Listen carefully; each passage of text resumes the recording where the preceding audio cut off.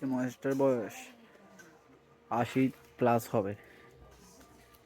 মানে এই যে ফিটটা দেখতেছেন,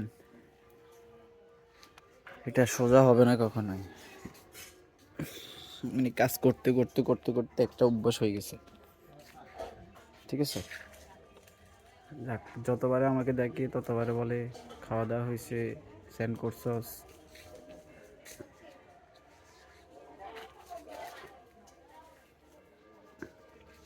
এই পুরোটা ঘর দেখতেছেন, এই পুরোটা ঘর উনি সামলাইতেছে।